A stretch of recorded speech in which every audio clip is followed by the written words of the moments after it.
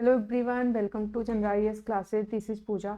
और मैं यहाँ पे हम लोगों का सीटेट का एमसीक्यू चल रहा था, जिसमें आज हम लोगों का सेट नंबर 3 है। ओके, तो हम लोग स्टार्ट करते हैं क्वेश्चन। आइए देखिए, यहाँ पे बोल रहा है फर्स्ट क्वेश्चन, एक्स कोई पौधा है जो स्वपोषी के साथ साथ एक्स कोई पौधा है जो स्वपोषी मतलब ऑटोट्रॉफ्स के साथ साथ विषमपोषी मतलब हेटरोट्रॉफ्स भी है। वो यक्स क्या हो सकता है, वो कौन सा है जो मतलब क्या करता है, अपना भोजन खुद बनाने के साथ यानी फोटोसिंथेसिस के करने के साथ साथ हेटरोट्रॉफ्स भी है। ठीक है, दूसरी तरह से विषम पोषी भी भोजन लेता है। ठीक है, तो देखिए आपका घटपड़ी, शैवाल, अमरवेल और कवक। देखिए शैवाल तो ऑटोट्रॉफ्स है। अमरवेल जो होता है ये क्या होता है, दूसरों पे मतलब दूसरों पे क्या करता है, पैरासाइट होता है। कवक कवक जो होता है अपना भोजन खुद नहीं बना पाता। देखिए जो घटपड़ी होता है, पिक्चर प्लांट, ये क्या होता है, ये क्या करता है, ये कीड़ों को मारकर खा लेता है। ठीक है, क्यों, ये एक ऐसा प्लांट है जो इंसेक्ट को ईट करता है, इंसेक्ट को खाता है। क्यों खाता है, क्योंकि जानते हैं ये उस जगह उगता है जहाँ नाइट्रोजन की कमी होती है। ठीक है, नाइट्रोजन की कमी वाली जगह पे ये उगता है इसलिए। और एक दूसरा क्या करता है, फोटोसिंथेसिस। फोटोसिंथेसिस यानी फोटोसिंथेसिस भी करता है इसलिए ऑटोट्रॉफ्स है, और दूसरे जीवों को मार कर खाता है इसलिए ये हेटरोट्रॉफ्स भी है। ठीक है, नेक्स्ट क्वेश्चन। जीव जड़ एक ऐसा जीव है जो मानव तथा अन्य जीव जंतुओं के आहार नाल, ठीक है, एलिमेंट्री कैनाल में होता है, जो भोजन के पचाने में सहायक होता है। ओके, अब मैंने बताया था, जब मैंने यहाँ पे पढ़ाया था कि देखिए आपके उसमें छोटी बड़ी आंत में सीकम होता है। सीकम में क्या पाया जाता है, एक इकोलाई बैक्टीरिया पाया जाता है। इकोलाई बैक्टीरिया, इकोलाई बैक्टीरिया होता है जो कि यूं आपके बड़ी आंत मैंने ऐसे बनाया था, बड़ी आंत के यहाँ सीकम बनाया था, सीकम में पाया जाता है, जो कि क्या करता है, आपके भोजन के पाचन में हेल्प करता है। तो पहला ही आंसर आ जाता है बैक्टीरिया। वायरस होता नहीं है, सवाल नहीं होता है, क्या होता है, एक बैक्टीरिया होता है, इकोलाई बैक्टीरिया। ठीक, मैंने नाम लिख दिया इकोलाई बैक्टीरिया, जो कि किसमें पाया जाता है, आहार नाल यानी सीकम में।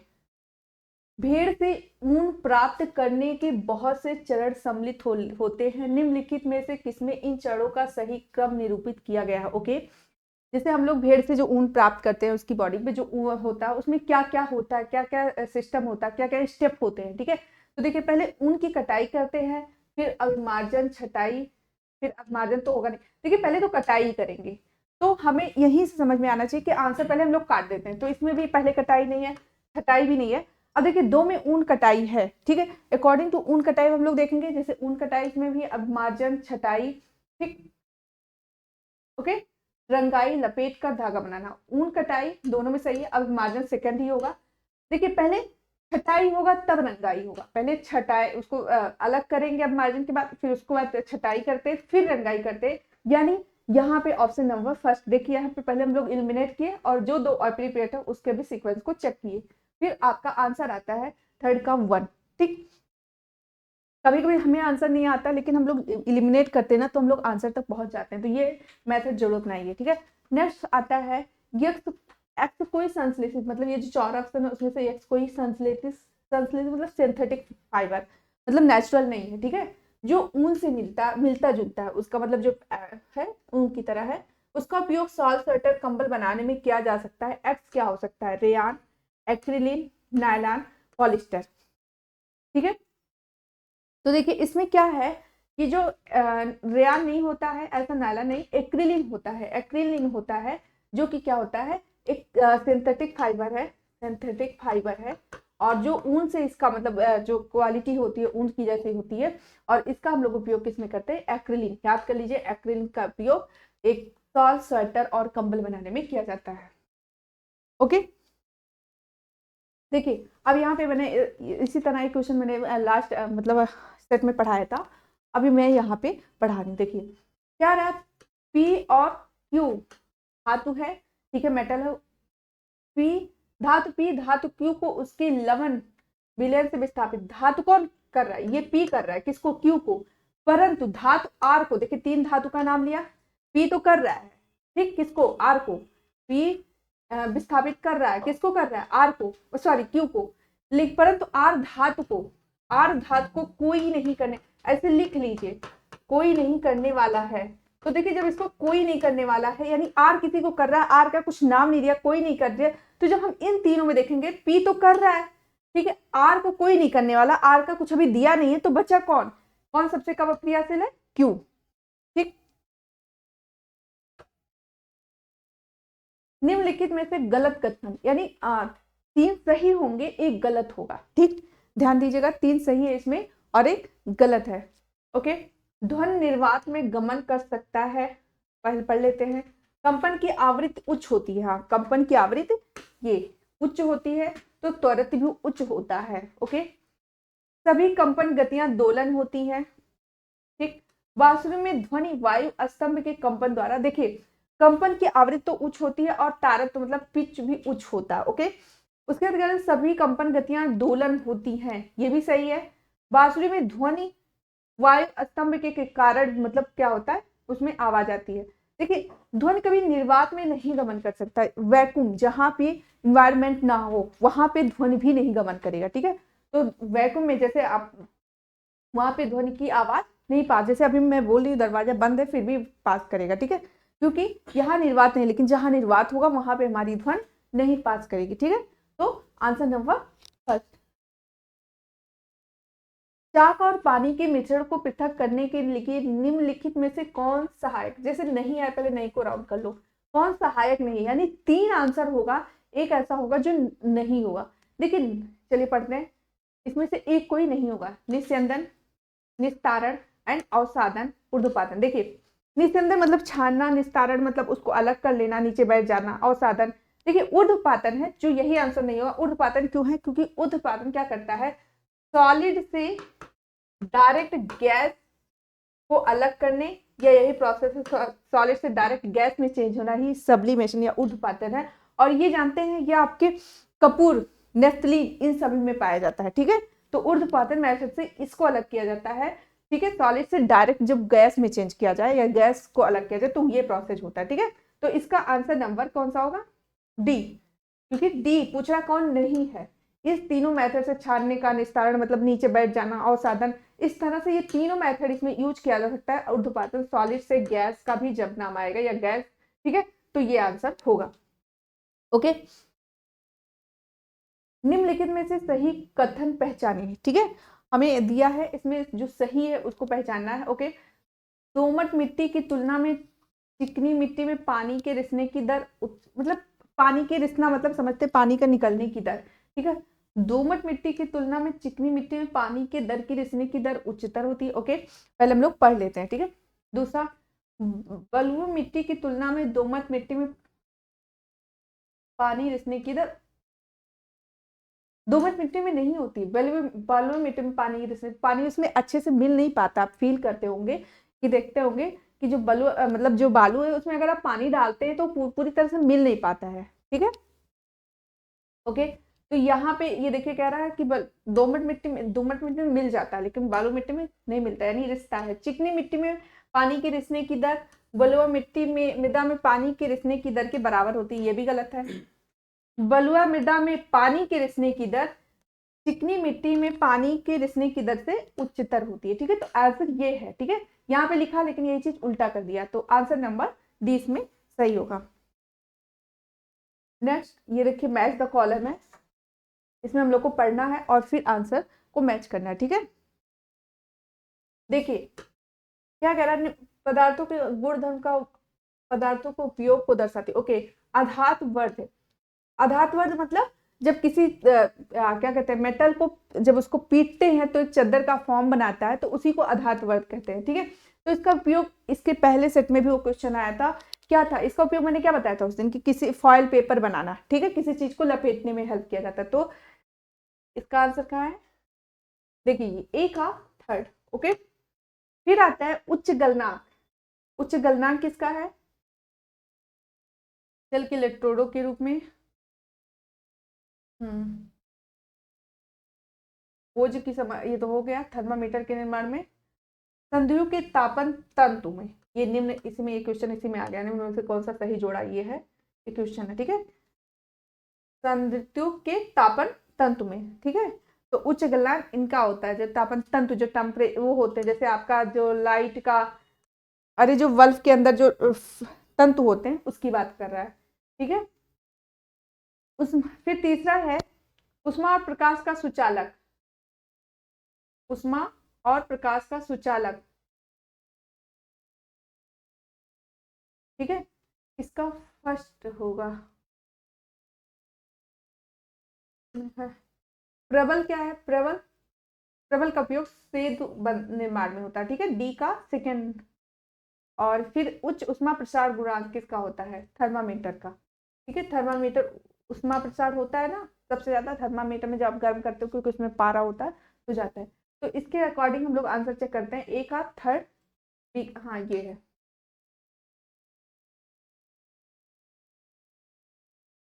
डी का फोर, ठीक। निम्नलिखित में से कौन सा वसा में घुलनशील विटामिन है? Okay, vitamin B, C, vitamin A, B, ठीक। वसा में घुलन ए है, बी नहीं है, ये तो जल में है ना, B, C. Okay, vitamin A, D, E और विटामिन ए, सी। तो सी तो जल में है, ए सही है, ए, डी, ई और ए, ये चार विटामिन जो होते हैं आपके वसा में घुलनशील है। ओके, नेक्स्ट हम लोग आते हैं, किसी ईंट द्वारा नियत क्षेत्रफल पर लगाए जाने वाले दाब के संदर्भ में, ओके, निम्नलिखित में से कौन सा कथन सही है? देखिए, दाब क्षेत्र के व्युत्क्रम के बराबर हो। देखिए, दाब का सूत्र क्या होता है? दाब बराबर बल बटे क्षेत्रफल, ओके, ये होता है। तो देखिए क्या रहा, दाब क्षेत्रफल के व्युत्क्रमानुपाती। व्युत्क्रमान देखिए, अनुक्रमानुपाती जो होता है जब बराबर में ऐसे होता है, और जैसे दाब बराबर जब बल करेंगे तो ये अनुक्रमानुपाती, और जब उसको बटे में लिखते हैं तो व्युत्क्रमानुपाती। तो यहाँ पे देखिए फॉर्मूले से आपको क्लियर हो रहा है, मैंने बताया कि दाब बराबर बल बटे क्षेत्र, तो कह रहा है दाब क्षेत्रफल के व्युत्क्रमानुपाती होता है। देखिए है नहीं, व्युत्क्रमानुपाती है नहीं, दाब क्षेत्र के व्युत्क्रमानुपाती। देखिए ये व्युत्क्रमानुपाती जब ऐसे बटे में लिखा जाता है कोई चीज, ठीक है, ऐसे, तो ये सही है। ओके, उसके बाद होता है दाब की दिशा, आरोपित बल की दिशा। देखिए भाई, दाब हम जैसे हम सपोज दरवाजे पे दाब लगा रहे हैं, प्रेशर, दाब मतलब प्रेशर कर रहे हैं, तो हम अपोजिट कर रहे हैं उसी दिशा में, जिस दिशा में हम बल लगा रहे हैं उसी साइड में तो दाब लगा रहे हैं। अगर हम दरवाजा खोलने जा रहे हैं तो सपोज मैं दरवाजे को मतलब या बंद कर रही हूँ, तो जिस दिशा में मैं बल लगा रही हूँ, अपनी ताकत लगा रही हूँ, उसी दिशा में तो दाब लगा, तो ये गलत है। दाब की दिशा बल की आरोपित दिशा की ही तरफ होगा, विपरीत नहीं होगा, उधर ही लगेगा, ठीक है। दाब और बल का मात्रक एक ही है, नहीं। दाब जैसे दाब और बल का मात्रक, बल का न्यूटन होता है और दाब का बल बटे क्षेत्र न्यूटन मीटर होता है, ठीक है, न्यूटन पर मीटर पर स्क्वायर। तो ये गलत है, ये भी गलत है। तो इसमें कौन सा है? केवल ए, बी, केवल ए सही है, बी और सी गलत है। ओके, व्हेल, शार्क और डॉल्फिन और मछली सभी जलीय जीव है, निम्नलिखित में से कौन सा कथन उनके श्वसन तंत्र का सही वर्णन करता है? ठीक है, ओके, ये सभी क्लोम द्वारा नहीं, क्लोम द्वारा नहीं कर सकते। जानते हैं आपका जो व्हेल है ना, मैमल्स हम लोगों जैसा क्वालिटी रखता है, ठीक है, तो उसमें गिल से नहीं होगा, तो ये गलत होगा। व्हेल और मछली क्लोम द्वारा, क्लोम मतलब गिल बोलते हैं, ठीक है, नहीं ये भी गलत है। शार्क और फुसफुस, शार्क देखिए फिश, ये शार्क फिश है, तो इसका डॉल्फिन से क्वालिटी नहीं मिलेगा। डॉल्फिन फुसफुस के द्वारा श्वसन लेते हैं। देखिए अगर केवल डॉल्फिन होता तो सही होता, शार्क नहीं, शार्क मछली आ गया तो ये गिल में आ गया। व्हेल और डॉल्फिन फुसफुस द्वारा सांस लेते हैं, ये सही है, ठीक है, क्योंकि ये मैमल्स का है। ओके, किसी रासायनिक अपक्रिया में निहित पदार्थों को निम्नलिखित पहलुओं को देखिए। सभी पदार्थों की भौतिक, किसी रासायनिक अपक्रिया में निहित पदार्थों के निम्नलिखित पहलुओं को देखिए, पहले पढ़ते हैं फिर समझ में आएगा, ठीक है, क्या है। सभी पदार्थों की भौतिक अवस्था, सभी पदार्थों के अणुओं की संख्या, पदार्थ, प्रत्येक पदार्थ के परमाणुओं की संख्या, सभी पदार्थों के सभी परमाणुओं पर द्रव्यमान का मान, उपरोक्त में से क्या रासायनिक अपक्रिया होने के पूर्व या उपरांत। अच्छा, इसमें पूछ रहा है कि कोई एक्स रिएक्शन होता है तो उसमें कौन सा ऐसा होता है, मतलब इसकी कौन सी क्वालिटी जो चार दिए हैं कि पहले भी समान रहते हैं बाद में भी समान। देखिए भौतिक अवस्था तो चेंज होगा, सपोज दैट मैं आइस को मतलब सब कोई भी चीज सॉलिड चेंज हो जाता है, रूप चेंज होता है, जैसे मैंने आइस को गर्म किया तो ठंडा हो जाता है, तो रूप अवस्था, ये सॉलिड लिक्विड गैस इसी स्टेट की बात कर रहा है, ठीक है, तो भौतिक अवस्था तो चेंज होगा। ठीक। कह रहा कि अपना समान रहता है, इसमें पूछा कौन सा समान रहता है, तो ये तो समान नहीं रहता, भौतिक अवस्था इसकी चेंज होगी। ठीक। दूसरा, अणुओं की संख्या भी चेंज हो सकती है, क्योंकि देखिए हमारा जो ये सपोज कोई भी निर्जीव चीज परमाणुओं से मिलकर बना होता है।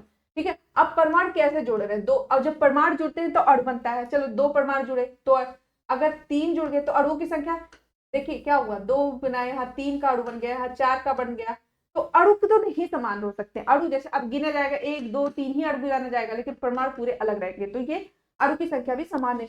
लेकिन पदार्थ के परमाणु, देखिए परमाणुओं की संख्या नहीं चेंज होगी, क्यों नहीं चेंज होगी, क्योंकि इसमें अगर सपोज 100 परमाणु है और जो आपका भले ये अणु चेंज हो जाएगा, परमाणु नहीं चेंज होगा, क्योंकि 100 का है तो 100 का ही रहेगा।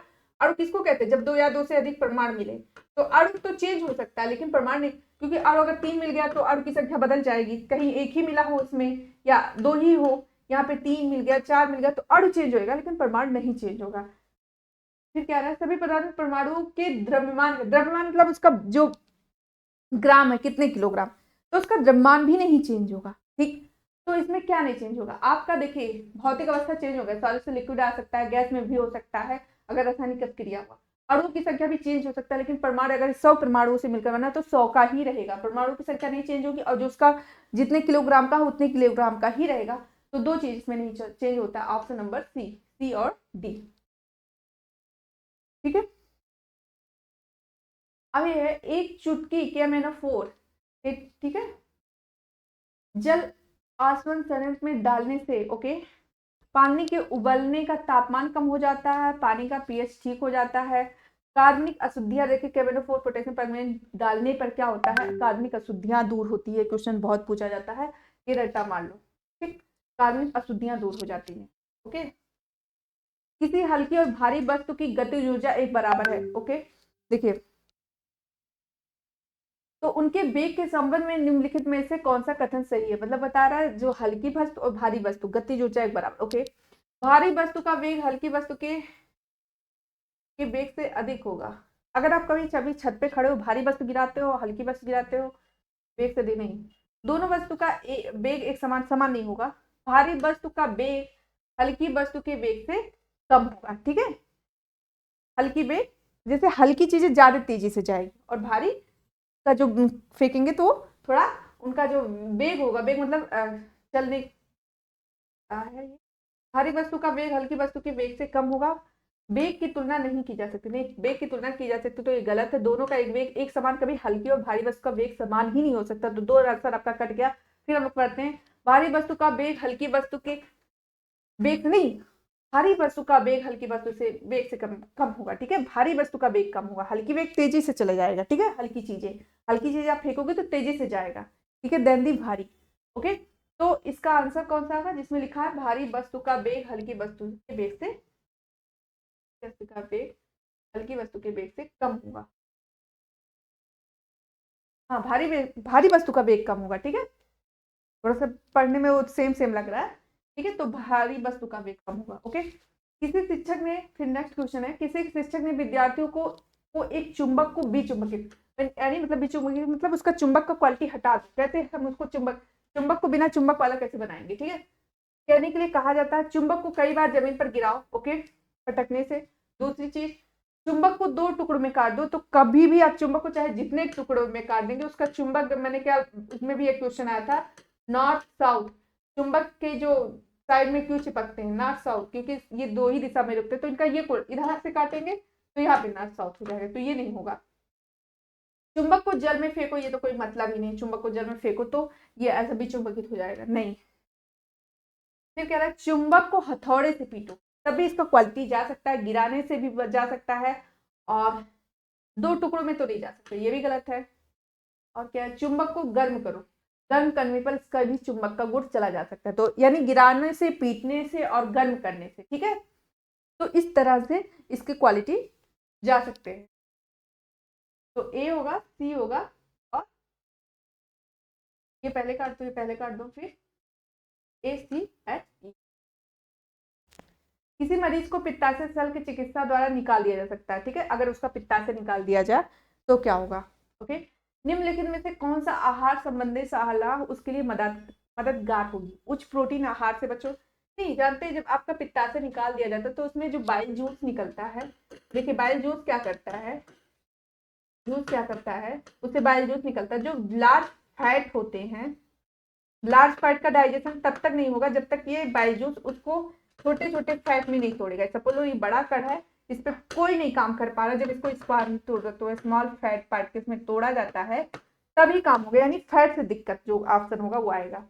भोजन में नमक की अधिक मात्रा से, वसा मतलब फैट, लिपिड, वसायुक्त आहार से बचो, ठीक है। जिसको पित्ताशय की प्रॉब्लम हो वसायुक्त फूड से बचे, क्योंकि उसमें डाइजेशन दिक्कत होगी। वो नीचे दिए गए कथन को पढ़िए और सही विकल्प का चयन कीजिए। कुछ जलीय पौधे, ओके, जो जल में रहने वाले, की पत्तियों पर मोम की एक परत होती है, ओके, होती है। मोम की परत पौधों को जल के ऊपर तैरने में मदद कर। देखिए ये क्वेश्चन भी आया था आपके पिछले उसमें, इससे भी रिलेटेड, मतलब ऐसे क्वेश्चन था, उसमें भी मैंने बताया था। देखिए मोम की परत होती है लेकिन ये उसको जल के ऊपर तैरने में नहीं हेल्प करती है, ठीक है। मोम की परत उसको जल के ऊपर तैरने में मददगार नहीं है, अगर नहीं होता तब सही होता, ठीक। तो यहाँ पे ए सही है लेकिन आर गलत है, ठीक है। ए सही है, ए के लिए सही व्याख्या ए सही है लेकिन आर गलत है, ठीक है। दीपा ने एक स्टील के चम्मच लिया, ओके। जब चम्मच आप लोग लेते हो, चम्मच के बाहरी भाग को उसने अपने चेहरे पर, देखिए ऐसे होता है ना, ऐसे उभरा हुआ होता है बाहरी पोर्शन, ये चम्मच है सपोज, ये चीज ऐसे उभरा हुआ होता है ना, तो उसी कह रहा है चम्मच को नजदीक प्रतिबिंब, और ये नीचे या उत्तल पार्ट होता है, ये उत्तल पार्ट। अगर हम लोग लेंस देखते हैं तो लेंस ऐसे ही होता है ना, इसको उत्तल बोलते हैं, और जो ऐसे कनकेव होता है इसको अवतल बोलते हैं। तो इसी तरह चम्मच को आप इसी वे में देख लो, ये उभरा हुआ पार्ट अलग है और ये वाला अलग है। देखिए कह रहा, दीपा ने एक स्टील के चम्मच लिया, चम्मच को अपने चेहरे के नजदीक लाकर प्रतिबिंब का चम्मच में अवलोकन किया, ओके, अपना फेस देखा। निम्नलिखित में से कौन सा उसके द्वारा अवलोकित प्रतिबिंब की सही व्याख्या है, यानी वो क्या देख रही है, इस तरह से वो किस में देख रही है, और उत्तल दर्पण में, ठीक है, उसके उभरे हुए पार्ट में नहीं, उत्तल दर्पण में देख रही है, ठीक है। देखिए चम्मच का बाहरी भाग अवतल, अवतल धसा हुआ भाग होगा, ठीक है, तराकार का तो, और छोटा प्रतिबिंब नहीं, ये अवतल दर्पण नहीं, उत्तल उभरा हुआ भाग की बात कर रहा है, बाहरी भाग में, ये इस भाग की बात कर रही है। चम्मच का बाहरी भाग उत्तल दर्पण की तरह काम करता है और छोटा प्रतिबिंब बनाता है। ये देखिए आगे भी पढ़ लेते पहले। चम्मच का बाहरी भाग अवतल कभी हो ही नहीं सकता, उत्तल ही होगा, जो उभरा होगा उत्तल होगा। चम्मच का बाहरी भाग उत्तल दर्पण की तरह करता है और बड़ा प्रतिबिंब नहीं, छोटा प्रतिबिंब, छोटा प्रतिबिंब बनता है उत्तल दर्पण में, ठीक है। तो आंसर नंबर बी सही है। निम्नलिखित अनुच्छेद को पढ़े और सही विकल्प में रिक्त स्थान भरे। प्रत्येक वस्तु पृथ्वी के एक बल द्वारा आकर्षित होती है, जो वस्तु के, वो कौन सा बल होता है जो पृथ्वी को प्रति, गुरुत्वाकर्षण बल ना, ओके। तो यहाँ पे हम लोगों को इसको फिल करना है, ठीक है। तो क्या रहा, प्रत्येक वस्तु पृथ्वी के एक बल द्वारा आकर्षित होती है, जो वस्तु के भार या द्रव्यमान, देखिए भार या द्रव्यमान है, बताते हैं, वस्तु के और गुरुत्वाकर्षण बल में उत्पन्न त्वरण, वस्तु के, देखिए वस्तु के यहाँ द्रव्यमान होगा, ठीक है, वस्तु के द्रव्यमान पर डिपेंड करता है ना, ठीक है, और उसका त्वरण, उसके उत्पन्न त्वरण, वेग परिवर्तन की दर, ठीक, पर निर्भर करता है। का बी वस्तु का बी दोनों में, देखिए द्रव्यमान तो दोनों में भार है, वस्तु का भार उस बल के बराबर होता है, ओके। जो बल उधर से लगता है उधर वस्तु का भार बराबर, जिसमें वह पृथ्वी की ओर आकर्षित होता है, ओके। ये भी सही है, यानी इस दोनों में ये दोनों काट दो, बचा ये दोनों। फिर क्या रहा है, वस्तु का बी यानी भार उस भार के बराबर है जिसमें वह पृथ्वी की ओर आकर्षित होता है, तथा चंद्रमा पर सी बदलता है जबकि डी एक समान है। ऐसा चंद्रमा पे जानते हैं द्रव्यमान बदलता है लेकिन आपका जो ये भार होता है हमेशा समान, चंद्रमा पे क्या होता है, भार बदलता है, ठीक है, थोड़ा सा कंफ्यूजन हो गया है। चंद्रमा पर ध्यान ये लिख लीजिए, ये सेंटेंस लिख लीजिए, चंद्रमा पर भार बदलता है, बदलता रहता है लेकिन हम द्रव्यमान हमेशा समान होता है, लेकिन द्रव्यमान एक समान रहता है, ठीक है। द्रव्यमान, यहाँ पे द्रव्यमान होगा, ऐसे भर लीजिएगा इसको, ठीक है। सेंटेंस को जब पढ़ेंगे बार बार तो समझ में आ जाएगा, ओके। विज्ञान की, अब आते 21 पे, विज्ञान की शिक्षा पर, तो इसका आंसर पता है मैंने, इसका आंसर नंबर होगा सी। विज्ञान की शिक्षा पर एनसीएफ 2005 के अनुसार विज्ञान के विषय में क्या सत्य नहीं है, पहले नहीं पे हम राउंड करेंगे, यानी 3 सत्य है, 1 नहीं सत्य है। ओके, विज्ञान की भविष्यवाची और समझ की क्षमता प्रकृति के रेखीय तंत्र को समझने के लिए उत्तम है, सही है। विज्ञान पूर्णतः विषम परक एवं मूल्य उदासीन, निगेटिव को तुरंत राउंड करो। विज्ञान में स्वाधीन होने की, अवसादी होने की, लाभदायक और हानिकारक होने की क्षमता है। विज्ञान में प्रयोग जाने वाली विधि दूसरे क्षेत्रों में प्रयोग की जाने वाली विधियों के बीच का एक अंतर दार्शनिक स्तर एवं बहस का मुद्दा। देखिए क्या होता है, कोई भी चीज जब सिस्टमैटिक वे में हो या कुछ प्रैक्टिकल हो या चीजें क्या कहते हैं एक दूसरे से रिलेटेड हो, तो सब कुछ विज्ञान में ही आता है। लेकिन ठीक है, जहां पे उदासीन मतलब न्यूट्रल, विज्ञान का मूल कहीं न्यूट्रल है, मतलब कोई उसका मतलब ही नहीं है, ऐसा है तो ऐसा नहीं। जैसे मतलब देखो आपका और ऑप्शन है, निगेटिव आंसर से भी, जैसे पैडागोजी निगेटिव आंसर से भी, वर्ड से भी सॉल्व किया जाता है, ठीक है। तो इसका आंसर नंबर बी होगा, ठीक है, क्योंकि मूल उदासीन बोल दिया। निम्नलिखित कथनों को पढ़िए और सही विकल्प का चयन कीजिए, चुनाव कीजिए, ठीक है। फर्स्ट अभिकथन है, पाठचर्या में सामाजिक वैज्ञानिक मुद्दों में पाठचर्या में सामाजिक वैज्ञानिक मुद्दों का सम्मिलित विज्ञान की प्रकृति को स्पष्ट करने में मददगार होता है। ओके, देखिए फिर कह रहा है विज्ञान की समझ दैनिक जीवन में सुविचारित निर्णय लेने के लिए उपयोगी है। ओके, तो इसमें क्या है, अभिकथन सही है और वैज्ञानिक मुद्दों का सम्मिलित और विज्ञान की प्रकृति, ओके सही है। विज्ञान की समझ दैनिक में सुविचार निर्णय लेने के लिए उपयोगी है। देखिए अभिकथन और कारण दोनों सही है, लेकिन क्या कारण इस मुद्दे से रिलेटेड है, नहीं है ना। देखिए पाठचर्या की यहाँ बात हो रही है और विज्ञान की समझ बात हो रही है, वैज्ञानिक मुद्दों से सम्मिलित होने की प्रकृति को स्पष्ट करने में मददगार है विज्ञान के। देखिए अभिकथन और कारण दोनों सही हैं, बट दोनों एक दूसरे से रिलेटेड नहीं है, ठीक है, मतलब दोनों का सही है लेकिन रिलेटेड नहीं है। ओके, फिर आते हैं विज्ञान की किसी कक्षा में शिक्षार्थियों की प्रेक्षण निपुणता का मूल्यांकन करने के लिए निम्नलिखित में से कौन सी विधि अपनाई जा सकती है। परियोजना का प्रयोग, कक्षा परीक्षण और क्षेत्रीय दौरे। तो इसमें क्या होगा, आपका प्रयोग होना चाहिए, ठीक है। विज्ञान की किसी कक्षा में शिक्षार्थियों के प्रेक्षण निपुणता का, रुक जाए बार, मूल्यांकन करने के लिए इन्होंने कौन सी विधि अपनाई, नहीं सॉरी नहीं जा सकती भाई, मैं कहीं प्रयोग होना चाहिए इसका, तो मैंने नहीं पे ध्यान नहीं दिया, ठीक है। प्रयोग अगर पूछा जाए कौन सी विधि अपनाई जाती है, तो इसमें सबसे ज्यादा सही आंसर बी है, इसलिए थोड़ा सा मैंने नहीं पे ध्यान नहीं दिया। तो देखिए परियोजना का तो भाई साइंस में लिया जाता है, प्रयोग तो पहले सही, वही मैंने सोचा कि लग रहा है थोड़ा सा कंफ्यूजन में पढ़ लिया, क्योंकि मुझे ये सब सही लग रहा था, नहीं आया, यानी 3 सही है और 1 गलत है, तो ये होगा कक्षा कक्षा परीक्षा, ठीक। देखिए क्षेत्रीय दौरे तो साइंस में ही हो, अनुभव, क्योंकि यहाँ पे हमें अनुभव मिलेगा, परियोजना कार्य आप करेंगे तब भी हमें अनुभव मिलेगा और प्रयोग करेंगे तब भी आपको खुद अनुभव जो प्राप्त करते हैं वो बेटर होता है दैनिक बुक सिद्धांतिक अनुभव, ठीक है। तो इसीलिए ये सही है, ठीक है। सी नहीं का बात आया, ठीक है, इसलिए हम थोड़ा सा कंफ्यूज हो गए। विषय प्रमाण और अर्थ के शिक्षण के लिए आईसीटी संसाधन का उपयोग मददगार हो सकता है, ठीक। इसमें सूचना को पाने में कक्षा की एक रास्ता समाप्त करने लिए सूक्ष्मदर्शीय परिघटनाओं की कल्पना करने में, शिक्षण का भार कम करने।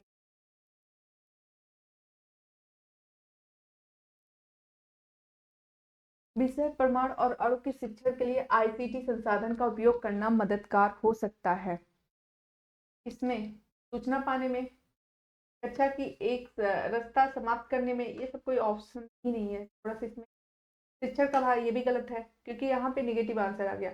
अब इस दोनों में हम लोगों को थोड़ा सा सूचना पाने में और सूक्ष्मदर्शीय परिघटनाओं की कल्पना करने में, मतलब हम लोग आईसीटी का उपयोग करके चीजों को प्रैक्टिकल देखेंगे, मतलब देखेंगे तो जो हमारे अंदर परिकल्पना होगा, जो हम लोग सोच रहे हैं वो चीज हम लोग को सामने दिखेगा, ठीक है। सूचना पाने में अब भी ऑप्शन हो सकता है दो, देखिए दोनों आंसर सही लग रहा है, लेकिन अगर परिकल्पना से हमें कोई चीजें जैसे हमारे दिमाग में जो चल रहा है वो चीज हम लोग देख लेंगे तो बेटर होगा, तो इसलिए ऑप्शन नंबर सी। निम्नलिखित में क्या विज्ञान के बारे में गलत है, ठीक है। विज्ञान की प्रकृति देखने का एक खास तरीका है। गलत है भाई, ये सही है, ऐसे मैं फंसी थी। विज्ञान ज्ञान को तेजी से विस्तार करने वाला निकाय है, सही है। देखो पॉजिटिव आंसर आ रहा है ना, तो जैसे आदमी कंफ्यूज हो जाता है कि तीनों मुझे सही लग रहा है, कौन सा गलत है, तो वहां पे नहीं है और इस पे तुरंत क्वेश्चन फिर से पढ़ लिया पीछे, ठीक है। विज्ञान सीखने का एक अंतः विषय क्षेत्र है, विज्ञान हमेशा स्वतंत्र हो। विज्ञान की प्रकृति देखने का एक, प्रकृति को देखने का एक खास एवरीथिंग साइंस, मैं तो यही कहूंगी एवरीथिंग साइंस, जो कुछ भी सिस्टमैटिक वे में है हमारे इन्वायरमेंट में सब कुछ साइंस है, ठीक है। तो ये सही है। तेजी से विस्तार, ये भी सही है। विज्ञान सीखने का एक अंतर विषय, सभी विषयों को रिलेटेड करता है। विज्ञान हमेशा स्वतंत्र होता है, ये ऑप्शन में गलत है, कि नहीं सही लग रहा। इसके अलावा यानी इसके अलावा निम्नलिखित सभी विज्ञान शिक्षण अधिगम के यानी एक नहीं है। देखो किस तरह क्वेश्चन फंसा रहा है, बस इसमें साइकोलॉजी आपकी चेक करता है। इसके अलावा यानी तीन है एक नहीं है, ठीक है। यहाँ पे भी साइकोलॉजी है कि तीन सही है। विज्ञान शिक्षण के तीन उद्देश्य है, एक ही नहीं उद्देश्य है। देखिए वैज्ञानिक सोच विकसित करना, भाई हम लोग यही चाहते हैं, खुले विचार, भाई साइंस के बच्चे होते हैं खुले ओपन माइंड के, और वही मुझे पसंद भी, मतलब सबको पसंद होता है। मूल उदासीनता को प्रोत्साहित करना, अनुसंधान को बढ़ावा। देखिए एकदम क्लियर, मूल उदासीनता, उदासीनता वर्ड ही गलत है, ठीक है। कहीं भी उदासीनता आ जाता है तो वो ऑप्शन गलत हो जाता है। तो ऑप्शन नंबर सी। निम्नलिखित में कौन सा कथन निष्कर्ष आधारित कथन नहीं है? ओके देखिए यहाँ पे हम लोगों को ये समझना होगा, पहले क्वेश्चन समझना होगा कि कथन निष्कर्ष मतलब कुछ निकलता है, जैसे हम लोग कोई चीज बता रहे हैं उससे वो चीज निकल रहा है। देखिए पहले हम लोग ऑप्शन पढ़ते हैं फिर समझ में आ जाएगा, ठीक है। कुछ ऊंचाई से छोड़ी गई वस्तु जमीन पर गिरने की ओर प्रवृत्त करती है। हाँ ठीक है, कोई चीज गिराओ। चलो पहले क्वेश्चन पढ़ लेते हैं।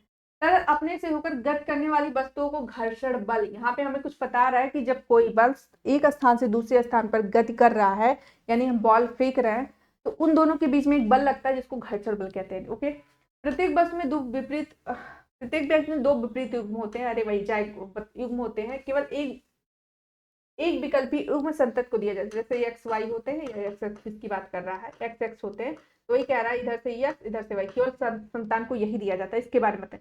तो एक यहाँ पे निष्कर्ष निकल रहा है ना कि जाइगोट जो बनता है ये दिया जा रहा है कैसे, ओके। प्रत्येक गुरुत्वाकर्षण के कारण धरती वस्तु गुरुत्वाकर्षण के, देखिए यहाँ पे भी निष्कर्ष निकल रहा है। देखिए सबका मुझे रीजन पता चल रहा है, तो वही पूछ रहा है निष्कर्ष आधार। निष्कर्ष हमें पता चल रहा है कि वस्तु नीचे क्यों गिरती है गुरुत्वाकर्षण पे। प्रत्येक वस्तु, यहाँ पे भी रीजन पता चल रहा है कि जो दो युग्म होते हैं उसमें से एक बच्चा पैदा करने में जाता है, यानी जाइगोट में जाता है। यहाँ पे भी कुछ निष्कर्ष निकल रहा है। तरल, ये भी पहले बताया कि तरल वस्तु जब गति करके जा रहा है तो दोनों वस्तु क्यों गति कर रहा है, नीचे से घर्षण बल मतलब विपरीत बल लग रहा है, तो यहाँ पे भी कुछ, लेकिन हमें कह रहा है कुछ ऊंचाई से छोड़ी जाती है जमीन पे गिर जाता है, कुछ पता ही नहीं चल रहा है। तो ये नहीं है ना इसका, इसमें कुछ नहीं, वही चीज सेम उसी का ऑप्शन यहाँ पे लिखा है कि गुरुत्वाकर्षण के कारण नीचे गिर रहा, और यहाँ पे कह रहा है केवल नीचे गिर गया, तो कुछ पता नहीं चल रहा है। तो ऑप्शन नंबर 27 का फर्स्ट होगा, ठीक है। तीनों में तीन चीजें निकल रही हैं, यहाँ घर्षण बल, यहाँ जाइगोट की बात हो रही है, यहाँ गुरुत्वाकर्षण, यही चीज यहाँ पे भी है, लेकिन यहाँ पे गुरुत्वाकर्षण का नाम दिया, यहाँ पे नहीं है, ठीक है। सिद्धार्थों के विज्ञान संबंधित वैकल्पिक अवधारणाओं की पहचान कर पाने में निम्नलिखित में किसकी संभावना सबसे कम है? यानी तीन आंसर होगा, एक नहीं होगा। देखिए क्वेश्चन, हम लोग क्वेश्चन ही नहीं समझ पाते इसलिए आंसर गलत करते, तो पहले क्वेश्चन बहुत अच्छे से समझना, ठीक है। इसमें कह रहा है विज्ञान संबंधित वैकल्पिक अवधारणाओं का पहचान कर पाने में निम्नलिखित में किसकी संभावना सबसे कम है, ओके। चित्र की, चलो नैदानिक प्रश्नोत्तर सही है, जांच सूची, समूह में विचार, देखो विचार विमर्श तो एकदम परफेक्ट सही है, ठीक है। मतलब उनके अंदर क्या चल रहा है इसको हमें जानना है। अगर वो फिगर से भी अपने अंदर की जो क्वालिटी है, वैकल्पिक अवधारणाओं को पहचान कर पाने की, जैसे में कई क्या क्या अवधारणा चल रहा है सबका पहचान करने, चित्र से भी उनके अंदर की जो क्वालिटी है, जो दिखेगा हमें क्या बनाते, जो जैसा सोचता वैसा फिगर बना देता, ठीक है। नैदानिक प्रश्नोत्तर, जब प्रश्न उत्तर करेंगे तो उससे भी मुझे कुछ पता चलेगा।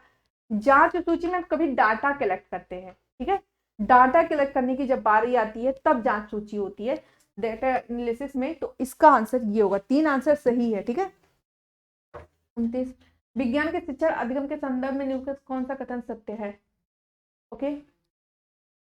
यानी कोई, कौन सा कथन सत्य, यानी कोई एक सही है, ठीक है। इसमें ऐसा नहीं रहा, इसके अलावा क्वेश्चन को फंसाता है, बस क्वेश्चन पढ़ लिया करो, ठीक है। अच्छा तीन गलत है, तीन गलत है, इसी में आंसर गलत जाता है, हम लोग को आते हुए भी गलत जाता है, क्योंकि क्वेश्चन 3 गलत है, 1 सही है। ठीक है, विज्ञान कुछ चुनिंदा लोगों के लिए, मान सकते हैं कि विज्ञान चुनिंदा, पहला ही ऑप्शन लोग को गलत लग रहा है। ठीक है, आगे पढ़ते हैं। ग्रामीण पृष्ठभूमि के छात्रों मतलब गांव के छात्रों के लिए शिक्षकों को कम अपेक्षाएं तय करनी, एकदम गलत। कोई भेदभाव नहीं करना चाहिए शिक्षा में हम लोगों को, ये भी गलत है। विविध पृष्ठभूमियों के लोगों को विचारों से विज्ञान का लाभ होता है, हाँ, चाहे जिस एरिया को, चाहे जैसे हो, चाहे जहां से हो। ठीक है, चलिए ये भी पढ़ते हैं। लड़कियों की तुलना में लड़के सहज में, नहीं ये भी गलत है, क्योंकि यहाँ पे लैंगिक भेदभाव है। ठीक है, तो ये भी गलत है, ये आंसर नंबर सी सही है। अब देखिए निगेटिव आंसर। एक जांच उन्मुख कक्षा 6 में चुंबक विषय का परिचय देने के लिए निम्नलिखित कौन सा, अगर हमें चुंबक का बात बताना है तो कौन सा रणनीति सबसे उपयुक्त है। जब हम लोग बीएड कर रहे थे तो हम लोग वो जो क्वेश्चन आंसर निकालते हैं, समझ लो वही यहाँ पे करना है। ठीक, चुंबकीय आकर्षण की वैज्ञानिक परिभाषा देंगे, ये होता है चुंबक, तो बच्चे नहीं जानेंगे। बच्चों को चुंबक और वस्तुओं के साथ खेलों और छाटों और आधारित गतिविधियां करवाना, चुंबक को कुछ वस्तुओं का उपयोग करके चुंबकीय आकर्षण और विकर्षण निदर्शन करना, मैं कर रही हूँ, ध्यान दीजिए। सैंपल में चुंबकीय, ये भी नहीं, जैसे मैं क्लास में लेने जब जाती हूँ क्लास, तो हमें क्या करना है, वो क्या कहते हैं जब हम लोग क्वेश्चन करते हैं, प्रस्तावना क्वेश्चन, ऐसे होता है ना, बीएड में हम लोग को पढ़ाया गया। तो उसमें हम लोग देखे बच्चों को चुंबक और वस्तुओं के, जब उनको खुद करने देंगे हाँ अपनी निगाह में, तो वो ज्यादा बेटर सीखेंगे। तो एकदम परफेक्ट आंसर ये है, क्योंकि कुछ लिख देंगे उससे भी नहीं जानेंगे। ये होता नहीं, जब कोई चीज बोल बोल के कोई बताता है तो उतना मजा नहीं आता, जब कुछ करके और करने का मौका देता है तो ज्यादा मजा। जो कि यहाँ पे कर रहा है, ठीक है, यहाँ पे टीचर कर रहा है, लेकिन जब उनको करने का मौका देंगे तो ये दोनों, ये ऑप्शन ना होता तो हम इसको ऐसे ही कर सकते, लेकिन जब दोनों में कंपेयर करेंगे तो जहां हम बच्चों को देंगे वो ज्यादा बेटर होगा। ठीक है, तो ये हमारे 30 क्वेश्चन थे। तो आज का क्वेश्चन, आज का क्लास मैं यही फिनिश करती हूँ। नेक्स्ट सेट में फिर आएंगे नेक्स्ट क्वेश्चन के साथ। Thank you.